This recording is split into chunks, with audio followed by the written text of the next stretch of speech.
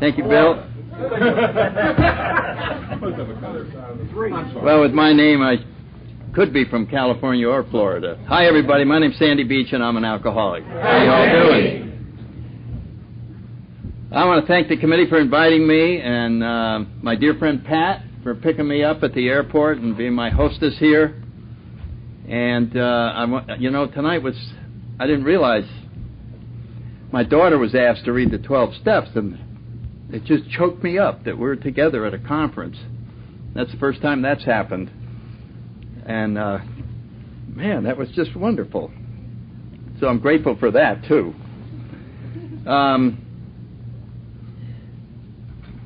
I was thinking about what is it that I've gotten from AA, and I've had a long time to think about it, that I enjoy the most. No, I don't mean tonight. I mean since I've been in AA. And I think it comes from the last chapter in our big book, A Vision for You, chapter 11. And I was, Bill was very like symmetry a lot. I'm surprised he didn't make 12 chapters in there. Subdivide one of the family chapters and have to the adult children or something. So that it would have come out 12, you know what I mean? Like, he was so happy when the steps came out that way, so the traditions had to come out that way, but we didn't get 12 chapters. But anyway, the chapter's title is Vision for You. And I think that's what I'm most grateful for, is the vision that I have now, compared to the vision I had before I got here. Because before I got here, I couldn't see God anywhere. And now I see God everywhere. And the difference is miraculous. It makes my days just wonderful. And by a vision, I mean, what goes on in my head when I envision today or the future, and what happens when I look around and what I see. And in the years before I got here, what was going on in my head was terrifying. I hated to tune it in. And what I saw was people out to get me. And I just looked around at the world, and it was very threatening. I didn't see anything joyful about this planet. And what I learned about God in church was scary. That was the last thing I wanted to do was to meet Him. I mean, it was like, how long could I postpone the inevitable? And so today, it's just wonderful. I enjoy crowds. I mean, I like being around people. I like being in AA. But I think equally I like being alone. I mean, I enjoy what I think about, and I enjoy what I see just with my own eyes now, just looking around wherever I go. And I'm seeing God in action. And so in each person that I meet, I just see, that's who I see. And as a result, people aren't as threatening as they used to be. Because we're all, as Chuck, we've been talking a lot about Chuck this weekend, we're all just God's kids. And that makes us all part of the family, and we're all the same, and we all can stop pretending. And so, to me, this is one of the great gifts that I've been given here in Alcoholics Anonymous. I was thinking about the steps that sometimes, and I'm talking to anybody who may be new here tonight, that sometimes you hear a different word associated with each step. Like this step has to do with surrender, and this step has to do with inventory, this step has to do with humility, and this step has to do, and you try to remember all those things when you're new, and it's really hard, so I'll give you a shortcut to all of that. You can just start with 1 and go all the way to 12, and if they ask you what it has to do with, just tell them it has to do with God. That's what they all have to do with. That's what the plan is. And so the whole jackpot of Alcoholics Anonymous is conscious contact with the God of our understanding. And there's a great deal of difference. To me, that is so different from faith in God or believing in God. That's so abstract.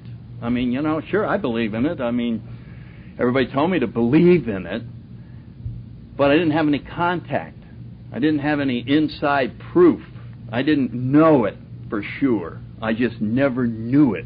I knew people that knew it.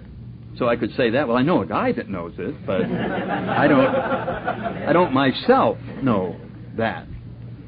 And that to me is what is the point of Alcoholics Anonymous, is to achieve that, to have this experience in steps 11 and 12, the spiritual awakening, the conscious contact.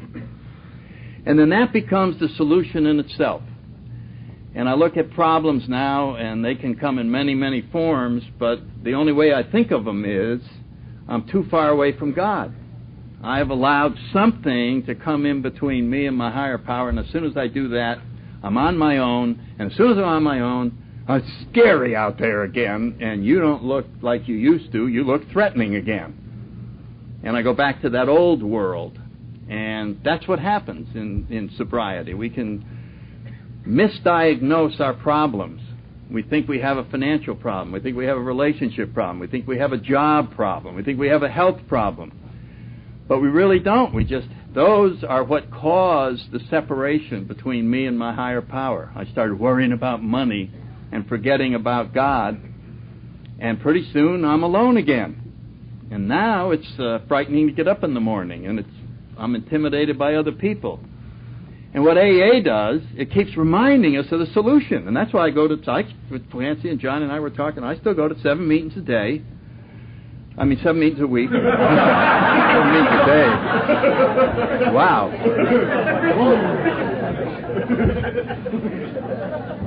No, not 7 a day. I have 7 a week that I am comfortable in, that are part of my repertoire. If I decide I want to go to a movie on Thursday night, I just go to the movie. I just don't go to the Thursday night meeting. But if there's nothing going on, I'm there.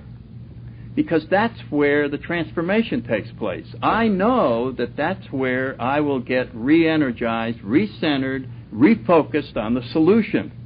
Because I have a brain that is always wanting to tell me that I have a problem other than a spiritual problem. And as soon as I buy into that, then I'm off on that road that we all played before we got here. The answer to financial problems is money. The answer to sexual problems is more sex. The answer to not feeling secure is drugs. The answer to not having enough power is getting to be the president of the company. And and those were what I was taught. And I just beat my head out there and came in here and found out that I had one problem, and that was I was too far away from my higher power. And didn't feel like that. It sure didn't feel like that at all. But us alcoholics ought to really think about how easy that is to believe. Because for me, alcohol became a higher power in the very literal sense. I'm talking about in the good sense. It saved me from committing suicide. And I think a lot of us feel that way, that if it hadn't been for alcohol, I don't know how long I would have lasted out there. We think of it as such a villain, but it was saving me from alcoholism, which was going to kill me.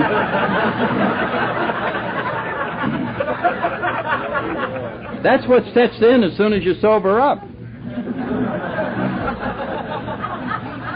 You're left with alcoholism, and it's very uncomfortable. And you sit around and you don't like life, and what you want is a drink in order to fix that problem. And sometimes we get it backwards. We think that alcohol caused all these things that happened. Not in my case. That stuff was there before I ever had my first drink. Alcohol finally set me free for the first time. It gave me the power to rise above all these problems that I had. And that's why I was willing to pay a big price to keep on drinking. Because it was doing something for me that it wasn't doing for the non-alcoholics. It wasn't setting them free. It was, you don't talk to non-alcoholics and say, what does alcohol mean in your life? And they go, oh, it's a secret of living. That's what it is.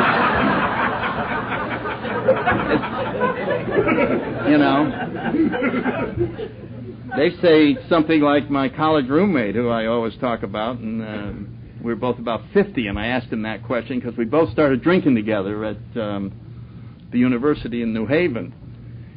And I thought he was sort of similar to me. And he said, well, let me think about it, and He said, well, I suppose the top thing that I would say about alcohol is it makes food taste better. I'm going, what? That's the top thing you would say about alcohol? Now, I didn't say it, but I was thinking to myself, is that going down or coming up? You know? It makes it taste better.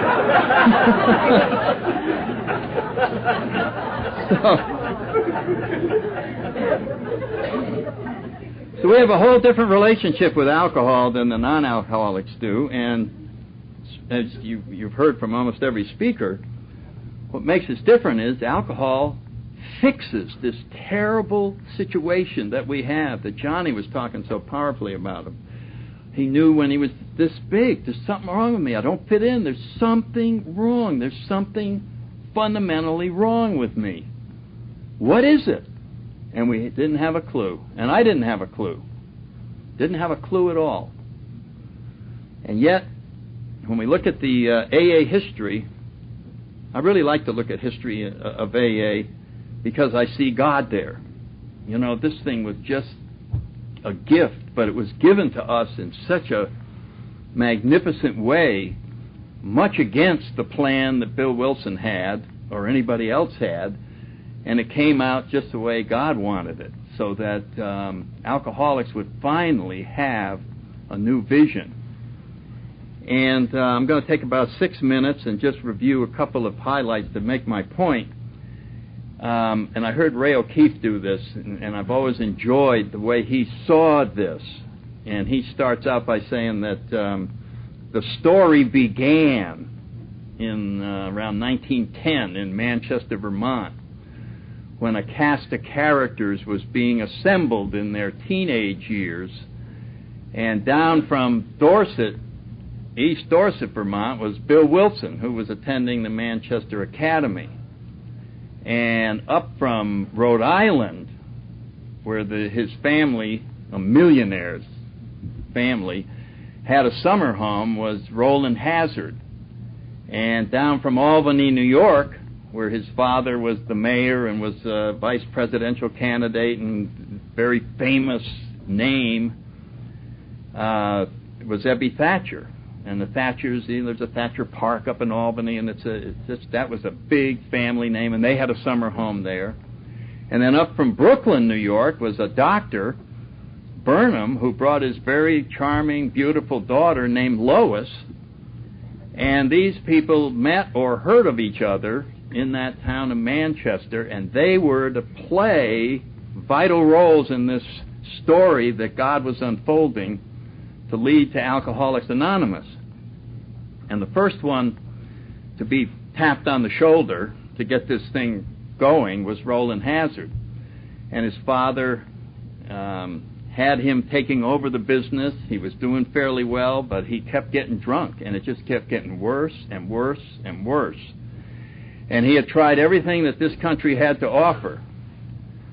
And they finally said, there's one last hope, or you're probably going to end up in an institution instead of running this multi-million-dollar business. And that is to go over to see the famous psychiatrist Carl Jung in Switzerland, because he is reputed to be able to work almost miracles with people. And so he went and spent a year, and Dr. Jung was working on him to cause this personality change that we talk about in our 12 steps. And at the end of the year, he said, you understand your situation, you've never to drink again. I hope I've given you enough new perspective so that you can be comfortable in your sobriety and go on about your... Oh, thank you, Dr. Young, I'm so happy. And he got as far as Paris, and somebody asked him the wrong question. They said, would you like a drink? Yeah, that'd be great. And so now he's drunk, and everything is awful again, and he goes back to Dr. Young. And this is where, symbolically, we come across the sentence in our Chapter 5 where it said, no human power could have relieved our alcoholism. Because at that time, Dr. Young was recognized as probably the last possible place you could go as an alcoholic. And when Roland Hazard went back, and he said, "Doctor, what are we going to do?" And Dr. Young said, "There's nothing I can do for you." Now, guess how that made somebody feel when the ultimate human power said, "There's nothing I can do for you." You're going to probably surrender. I mean, you are going to feel pretty hopeless. You mean I'm going to be locked up? Yep. You're probably going to be locked up. I have heard, however, of cases like yours where people have had profound spiritual experiences and made it. And if I was you, I would go out and try and find something like that. And so he did, because he was motivated, because he had just been told there was nothing of a human nature that could possibly help you. And you see what a wonderful thing it was that Dr. Young did. Instead of taking more do-re-mi and treating him for 3 more years, he just said, "There's nothing I, the world's leading expert, can do." That's a very humble statement that was made. And it established this urgency that is so required to get into the spiritual realm. And so Roland went, and the first thing he came across, which was very popular then, was the Oxford movement. He got in that, got sober by following the spiritual principles that they had, was very excited about it, and ended up in Manchester when the number 2 character in the play was tapped on the shoulder, and that was Ebby. And Ebby's family had finally said to him, "Here's the deal, Ebby. We love you, and this is what we're going to do for you. You stay in the summer home in Manchester and never come to Albany, and we'll pay your expenses." Very loving family. And that was the situation that he was in, so he was, just living it up and was getting in trouble and drove the car into the farmhouse. You all probably read that story in the AA history, and crashed through the dining room into the kitchen, and the farmer's wife said, "Wah," and he asked for a cup of coffee, as if nothing had happened. And they were in a plane that made an unscheduled landing at the opening of the Manchester airport a week before it was open, and he and Bill rolled out drunk along with the drunk pilot, so he was very well known.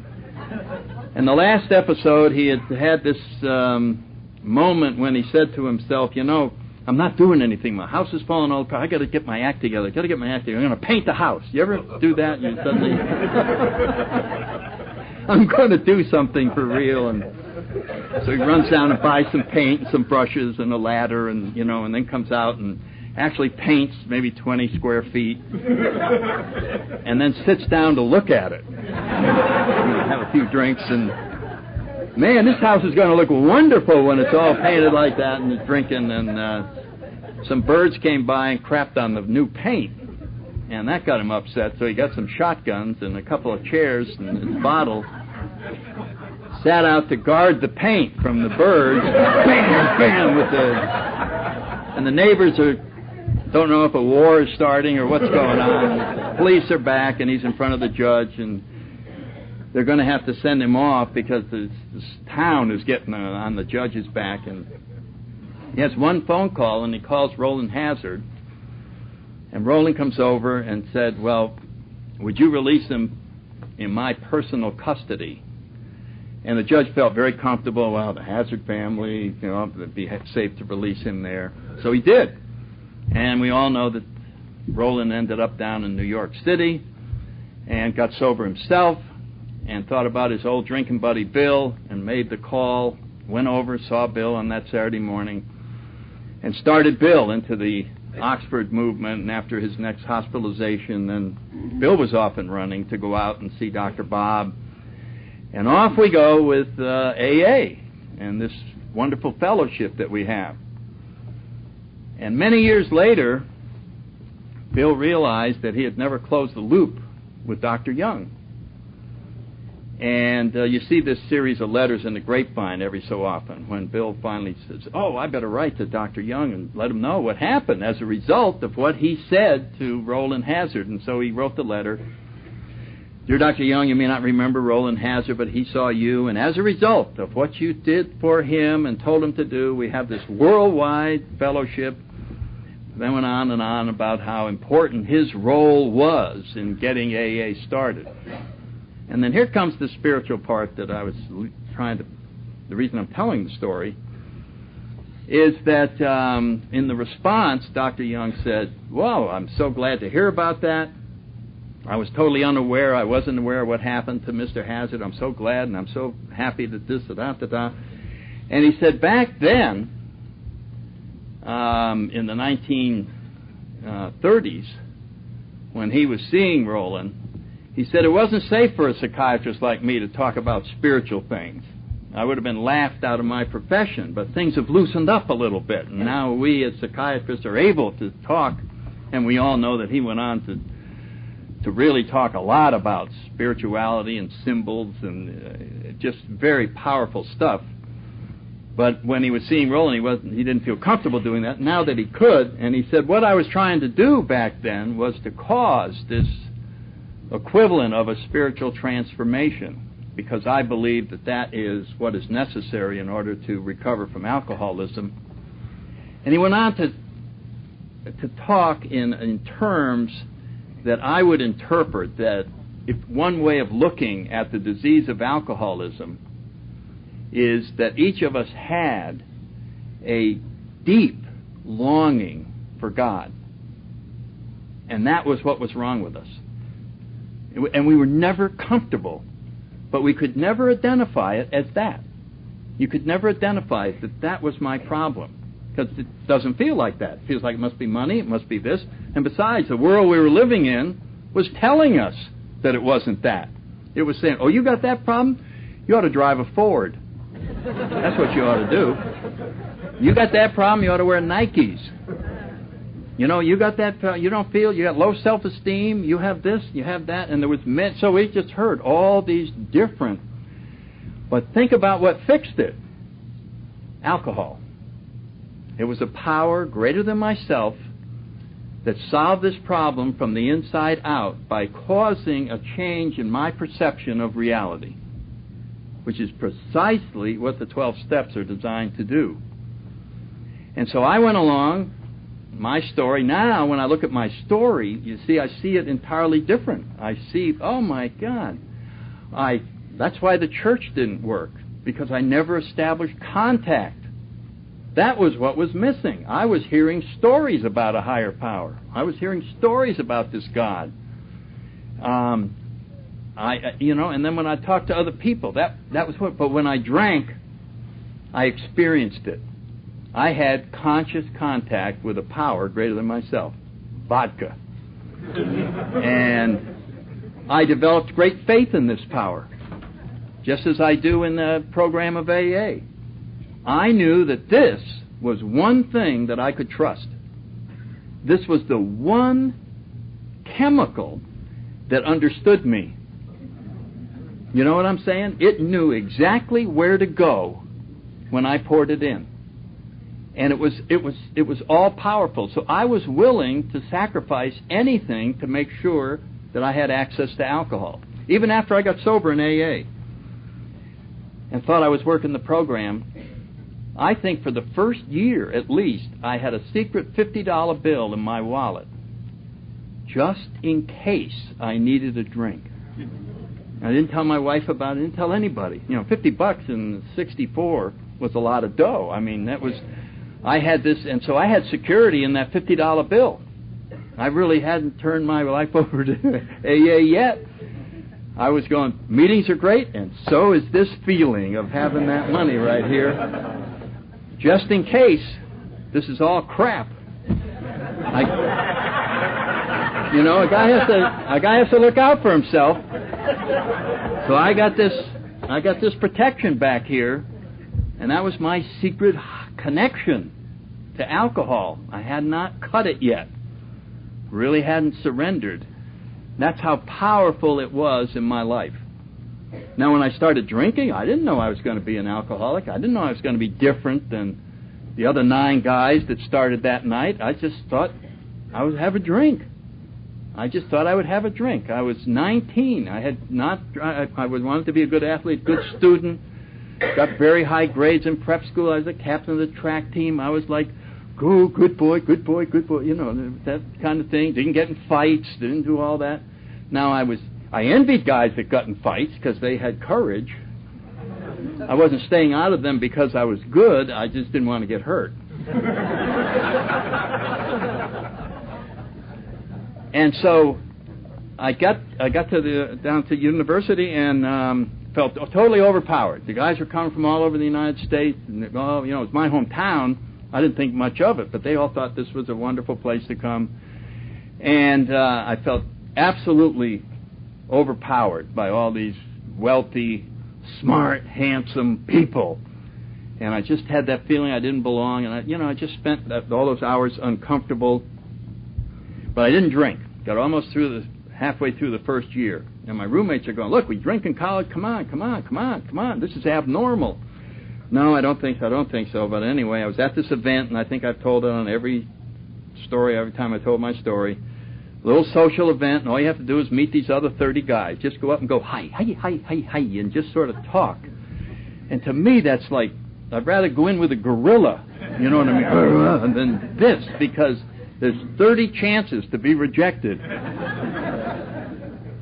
And I went in, I tried to get my courage up to do the best I could, and each group I went over, as I started to walk up, they all glared at me, and I could see in their eyes, they said, we have enough friends, this group is closed, try that group over there. And I said, well, actually, I wasn't going to go I was going over here. And I just, and never shook my hand, never shook anybody's hand. I almost walked up to each one of those groups in the room. So I decided to do what I always do, which is leave. That's the secret way of taking care of anxiety. You just leave, and then the anxiety goes way down. It's a very simple solution. But they had a bar there. And so I said to myself, well, God, the roommates say you feel good if you drink. Why don't I have a drink? I don't feel good. I ought to drink, and what the heck? So I went up and ordered a drink and drank it. And I'm waiting to feel good, and of course nothing happens, and I'm going, well, it's probably overrated. Those guys, they brag a lot. Give me another one. I drank it, and I'm waiting. I don't feel good. Didn't taste very good. I wasn't particularly excited about it, and so I ordered a third, and I got halfway through, put it down, and said, I'm out of here. And I turned around to leave, and that's when it happened. Those other guys were gone, and they were replaced by 30 of the friendliest guys I've ever seen in my life. They all wanted to know me. I could see them. Please join our group. Please join our group. We'll give anything to know you. That was what I saw in their eyes. And then I felt stronger. I was like this. And I had the sense they were lucky to know me. I mean, I was so excited that they were going to meet me. You know what I mean? That's how I now felt. I said, boy, I got a great surprise for these guys. Me! So I wasn't afraid, and I intuitively knew how to handle this situation. Hello, oh, you're from Wisconsin. Hey, Badgers, da-da-da-da-da, you know. Take alcohol away, and I'd go, hi. That was it. I didn't have anything else to say. And so I saw alcohol was the missing ingredient in me. I was now operating at my potential. See, fear shut my creativity down. I couldn't be the real me. Now I'm there. Now I'm 100%. So I just saw it as the greatest blessing. I remember going, I should have started in grammar school. This is a miracle. I can really be me all the time. And it was just, I was so thrilled to just finally almost get to know me for the first time. You really are a guy who's comfortable with people. This is who you really are. And I had all kinds of spiritual feelings, and I'm getting in touch with the universe. Then I started puking, and that ended that. But there was the beginning of that, wow, this stuff is mind expanding and all that. It was quite a, for just 35 minutes of drinking, that was pretty powerful stuff. Transformed my whole life. So, just in 35 minutes, I made a decision to turn my life over to the care of alcohol. without knowing that I made that decision. I made a decision to make this more important than anything else. I made a decision that I would sacrifice everything else in my life in order to keep this. And that was in order to keep alcohol the main ingredient for me. And so my grades fell. I started getting in fights. I got arrested. I almost didn't graduate. It was just a mess. And the more trouble I got in and the more bad things happening, I would just still say to myself, so you got arrested. You think that's a big price to pay for what you're getting out of alcohol? And I would go, no way. Not even close. I'd get arrested every day in order to keep on drinking. I mean, this is my new secret weapon. So, and I didn't know I was making that decision. I thought all drinkers felt that way. You know, the way that I drink with guys, isn't drinking fun? Yeah. And I thought everybody would have died to keep on drinking. I didn't know they just had a casual relationship with this stuff. But for me, it was the central force in my life. And I didn't even know it. So I went on and joined the Marine Corps. The Korean War was going on. I eventually became a fighter pilot. I got married. One kid, then another, and then another, and then another, then another, then another. Was it 6 and 8 years, right, Conway? Yeah. And so it's all these kids, and they're all around, and it's crowded in the kitchen, and I'm just, wow. And I'm, getting promoted, and I'm hanging around with drinking guys, and there's partying. And if you were to just sort of take a quick look, you would say, this is quite a guy, He's got this family. He's flying fighter planes. He got promoted to first lieutenant. He got promoted to captain. He's been over here. He's been over there. Looks pretty good, right? No. This is just about to crash. This is an illusion. And I knew it. I could feel it coming apart inside. I could feel that I was starting to collapse, that I couldn't keep this up, this illusion that everything was fine. That was the hardest thing. We ought to be given medals for the days that we got up off of that puke and blood and cleaned ourselves up and went down to work, and somebody said, how you doing? Great! I mean, you remember what it took to say that? Great! I mean, and your body's going, emergency room, go to the emergency room, go to the emergency room. I can't go to the emergency room. Somebody might ask me about my drinking. And we can never have that happen. I have to defend my drinking at all costs. I would die before I'd let anybody get in and get my drinking. What if they told me to not drink? Then I'd really be dead. So we stood there, all of us, wherever we were, in an office or at home or wherever. And how you doing? Great! I mean, God, what a lie that was. Great!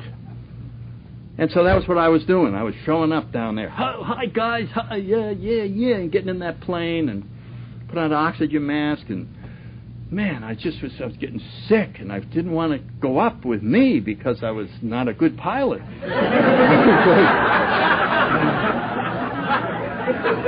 I mean, I'm in there just looking around trying to get focused to where am I, You're supposed to take off. Oh, yeah. Just go. So fear is coming in, anxiety, and most of all, withdrawal. That was the mistake I was making. I talked to some of these Air Force guys. They were taking booze in the plane. I was going with this don't drink for 12 hours. You know what a setup that is. 12 hours, you're way into withdrawal. Now I'm in there, I really need a drink, and I'm trying to fly. So it was very scary, and after 6 months in that shape with a lot of close calls and everything, I went to the doctor. They agreed I had a terrible problem, but nobody knew anything about alcoholism. And so that was not brought up. What are you having? Well, I'm having these sweating, my heart's speeding up, vision, I'm losing my vision. Okay, so we're going to send you down, let the doctors study you. Study this guy's loss of vision and heart palpitations. And so that was all approached from this superficial basis, they're looking at symptoms. And I was studied for 2 weeks. Every day going into the doctors, every night getting drunk in Pensacola, coming in, and several of them would go, do I smell alcohol in your breath? And I'd go, yes, sir, I got real drunk last night. Oh, well, that explains why there's alcohol in your breath. If I had the smell and I hadn't been drinking, we would have had a problem. But, oh, okay, yeah, you got drunk. Yeah, you probably do smell like that. So I went through all the testing, and it was the craziest 2 weeks I've ever spent. And they're trying to, what is wrong with this man? And at the end of the time, they left it up to the psychiatrist. Psychiatrist wrote me up as having childhood fear of flying that just showed up after. In other words, I'd been suppressing it for 12 years. So I went back very quickly. I went back to Cherry Point, waited for 3 months. They took away my MOS, military occupational specialty, as a fighter pilot. Now I got to get a new one because I'm a regular officer. I'm going to have a career. So I wait, and they said, what would you like to get into? I said, intelligence. I remember saying, I want to be in intelligence. I'll be an intelligence analyst. I get my orders. I'm now going to become an air traffic controller. Yeah.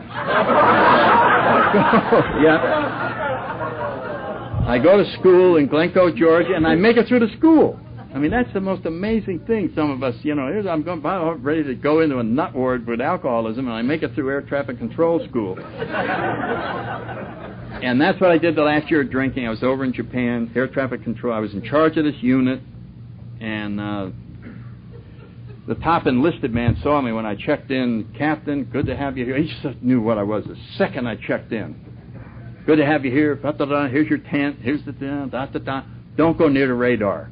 That was his order, because he knew if I was controlling the planes personally, they were in danger. So my job was to try and show up at work every day on my bicycle, and now I had no constraints about not drinking for 12 hours. I became a daily drinker. I drank around the clock.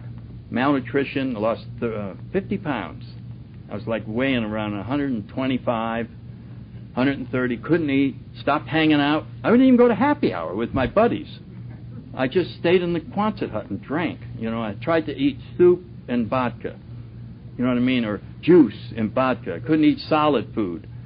I just was like dying in there and trying to show up every day. Hey, yeah, fine, and people would go, you all right? Yeah. It was just, it was crazy.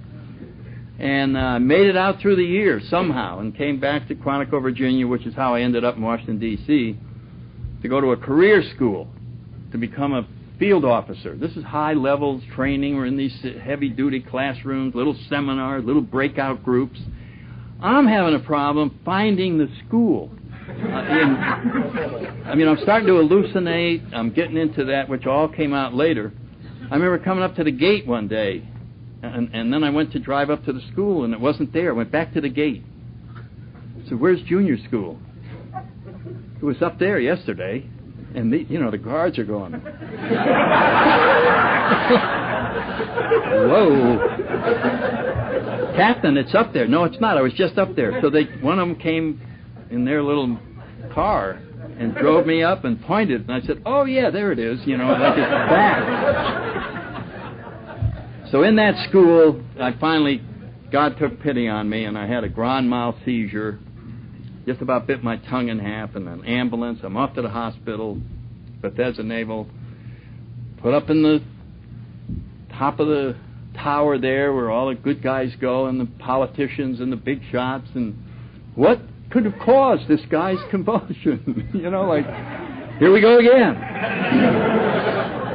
What clues do we have? Well, he reeks of alcohol and this and that. They're just studying me. I don't know. Well, after 5 days without alcohol, then I went to DTs. And they were very violent, frightening DTs. I saw all his rooms moving.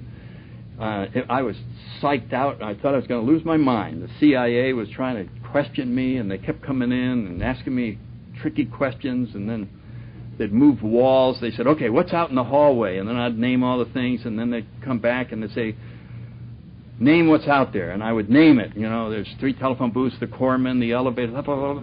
They said, no, come out here. And I opened the door. It's a photo lab. they had changed the hospital hallway into a photo lab. You know. And I went back and wrote it all down. They're trying to drive me crazy. I don't know why they're after me. And then I memorized the photo lab. And the next time I went out, it was a flight line. There were planes taxiing by and a tower. And so I screamed. And they came and got me in a straitjacket and put me back in the nut ward. And I was there for 6 months. And that was what they did with alcoholics, because they didn't have any. There was just crazy people. You were either crazy or not crazy, but there was no such thing as alcoholism. So I'm in there there was 2 other alcoholics, and then the rest of the people had what the rest of the people called legitimate mental illnesses. Legitimate mental illnesses, which meant that the 3 drunks were like, you guys sit over there, because we're the real occupants of this nut ward. And you guys are imposters who we would be a lot happier if you weren't here bringing down the reputation of the nut ward. You know?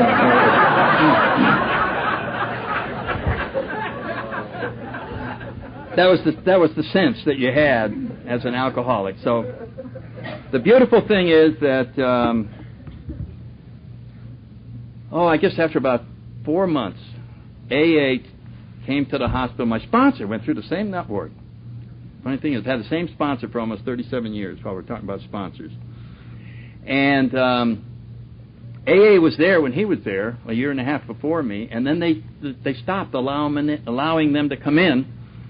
And they got a new head psychiatrist, and he determined there wasn't any alcoholics left in the Navy, so we didn't need AA anymore. And AA kept coming back, and they finally talked to this new psychiatrist. Well, all right, you can bring 1 meeting a week, and so that's how I got to AA. I was sitting up in the nut ward, and the corpsman came in. All drunks fall in, right face, down to the meeting. And it was a great meeting. I was very excited about it.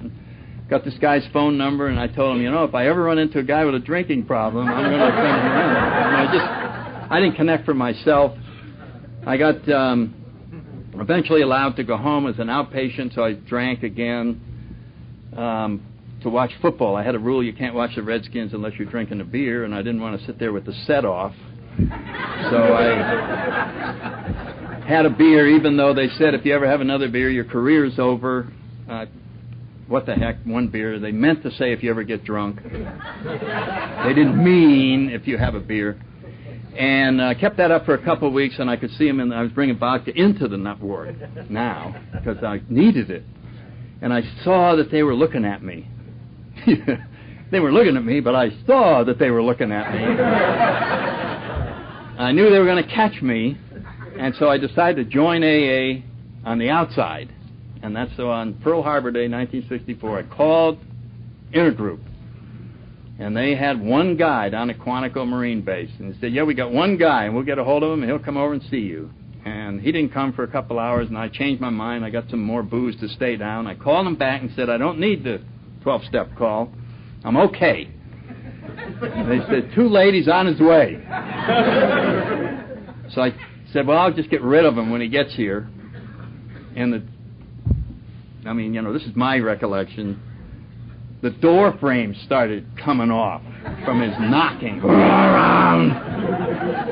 So I opened the door, and no light came in because he filled the whole door frame. And he wasn't a wimpy little pilot. He was an infantry major or captain, and it was like... My name's Bill. This is a 12-step call. I talk, you listen. Sit over there. I'm going to talk. I'm going to talk to your family. And he went in, and they told him all these lies. He's a terrible father. I hate him. We all hate him. He's awful. He's rotten. And so he came back, and he said, I can see you're an alcoholic. You need AA. We're going to a meeting tonight. And I said, what about leaving some liturgy? He said, get in the car. Into the car. For a long time, I thought that was AA's first step, Get in the car. And then we get to the meeting, and God almighty, it was the Manassas Meeting. It was in the Odd Fellows Hall. It's an old, stinky building with non-flushing toilets. like outhouses, and it just, when you went, you had to go like this to go in the bathroom. You go, you couldn't breathe in there. It was just, and it was a dreadful cold December night, and it's starting to drizzle, freezing rain, and there isn't even a in the distance out there, and it's a group anniversary. Then they're having anniversaries and speakers and this big table with all this food, and it went on. The whole thing lasted like 4.5 hours. So now, at the end of that, I'm sober like 12 hours or 10 hours. So right near the end, they started dance. They had square dancing, and guys are playing fiddles and the country dancing and all this food, and I didn't want to look at the food. No, I don't want coffee. I couldn't hold it. I just want to go home. I got some vodka stash back there, and I want to get home. So I decided to run away. That was what I decided. I'm going to run away. Only it's so isolated, such a deserted area, Manassas, and went out in the front stoop or whatever, and I'm looking at the rain, and I'm going, I better just go. Who cares where the hell I go? Let's just go. And a lady came out, an Al-Anon lady. She'd been watching me, and must have seen the look on my face. And I felt this hand on my shoulder, and I turned around, and it was just like an angelic lady who I later knew and knew her husband and everything. Her name was Betsy Lynch. And she just put her hand on my shoulder and said, "It's going to be all right. Come on back in." And I believed her. I don't know why I believed her, but I did. I just came back in, and it's been all right ever since. That's a long time ago. And lots of things happened. But the biggest thing that happened was getting this new vision. And it is the most exciting thing in the world. If you're new, you think you're just going to get sober. You think your life is going to straighten out a little. You think that you got 3 or 4 problems and maybe they'll get straightened out. That's like nothing compared to what's going to happen to you. I mean, this is not some little, we're going to change a couple of things. This is major. This is huge. This is epic. When they talk, Bill writes in that 6th step, that's an epic step that we're going to change everything there is about us. We're entirely ready to have everything there is about us, every single defect removed. So why do I want all this to happen? I'm not going to go through the steps. I'm going to just tell you what I think the purpose of these steps are. You see, there's this wonderful, loving God inside of each of us. Big book talks about that. It's a fundamental idea. God was born inside of us, just like the idea of a friend. The problem is we're not in touch with it. And when we're not in touch with it, it doesn't exist.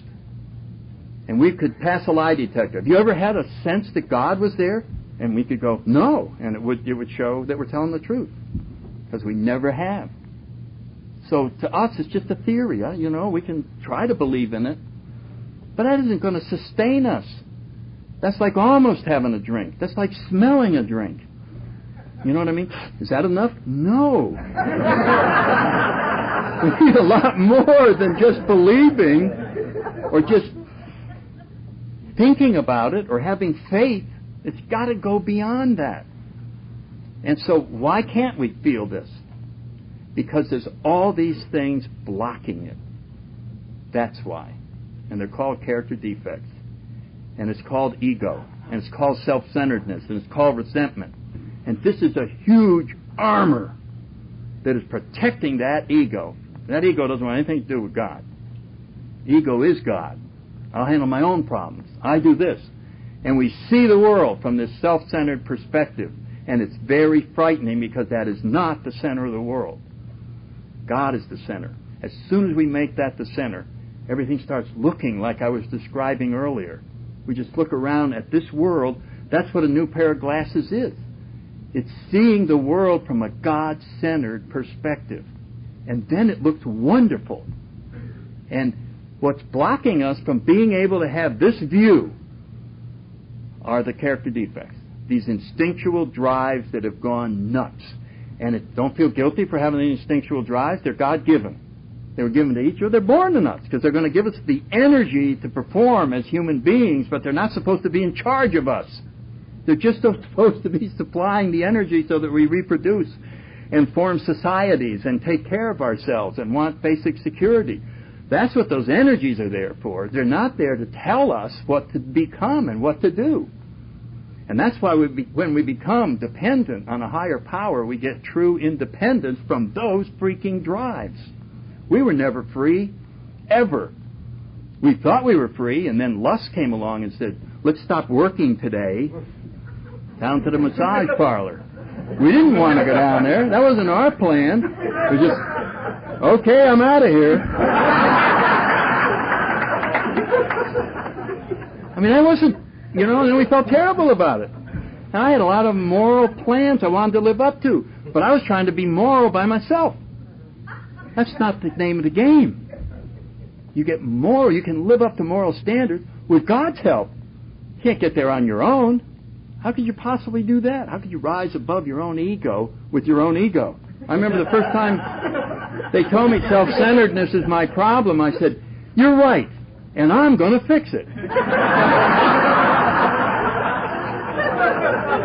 I'm going to become unself-centered. And so you can see what a joke it is to try to live with our old ideas. And so these steps simply take us down so that we can open the channel that St. Francis talks about in step 11. Make me a channel of thy peace. And this channel does not go out into the material world and bring us abundance. The channel doesn't go out there at all. It goes in where this huge source of God's love is, and then it flows out.